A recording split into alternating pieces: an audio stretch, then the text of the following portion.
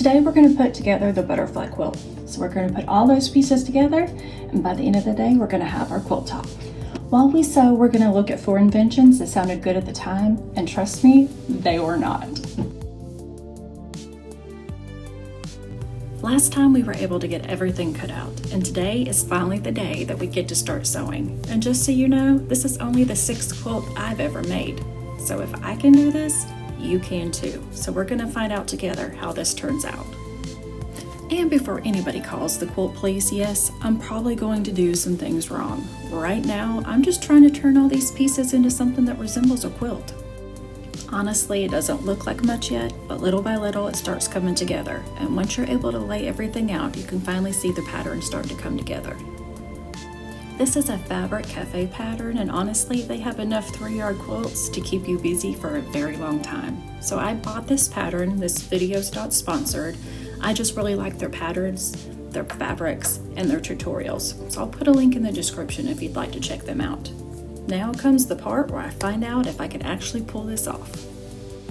And while I start putting all these pieces together, let's talk about the first invention on today's list. First up is the water bicycle. At some point, somebody looked at a bicycle and a boat and decided they should be combined. To be fair, it did actually work, but the problem was most people looked at it and thought, why can't I just use a boat?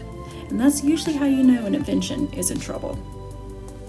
Now, this quilt hasn't exactly been perfect either. I did manage to mess up cutting some of the butterfly fabric, so I ended up making an unexpected trip to Hobby Lobby. Thankfully, I caught it before I got too far into this project, and I'm really hoping I did. The people behind the next invention weren't quite so lucky. Okay, imagine you're looking at a motorcycle, and you decide one of the wheels has to go.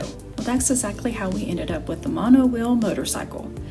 It was just one giant wheel with a rider on the inside, and somehow people looked at this thing and thought it was the future. As ridiculous as it sounds, some of them actually worked. The problem was the steering, the stopping, and the balance could always be a little bit tricky, which is pretty much why the motorcycle has 2 wheels. Not surprisingly, most people preferred the motorcycle that came with both of those wheels. Unlike the monowheeled motorcycle, this quilt is actually heading in the right direction. At this stage, you kind of have to trust the process, and I'm starting to get a better idea of how this quilt is going to come together. This is usually the point where I start feeling a lot better about my fabric color choices. Speaking of questionable ideas, the next one was the diet face mask. The diet face mask was designed to wrap around a person's head and jaw in an attempt to help them lose weight, which sounds like one of those ideas that makes less sense the longer you think about it. Not surprisingly, the diet face mask never really caught on. I don't think anyone was lining up to try that one. Back in my sewing corner, things are starting to make a little bit more sense, which is more than I can say for the next invention. And this one might be the strangest of them all. Now, the next idea started with a problem. People wanted babies to get more fresh air. The problem was that not everybody had a yard, especially people that were living in city apartments. So people started looking for a way to give their children access to fresh air without leaving the building.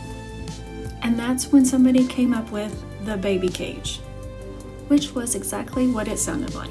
A wire cage attached to the outside of an apartment window where a baby could sit and get fresh air. Now I know what you're thinking, and yes, people really did this. This cage was attached to the outside of the building, sometimes several stories above the ground. Supporters believed that they were helping their children get sunlight and fresh air, and everybody else was probably wondering how this was possibly a good idea. The idea never became widespread and eventually faded away. I can't imagine why. Back in my sewing corner, things are going a lot better than that. It's finally starting to look like a quilt instead of a sewing project spread across every available surface.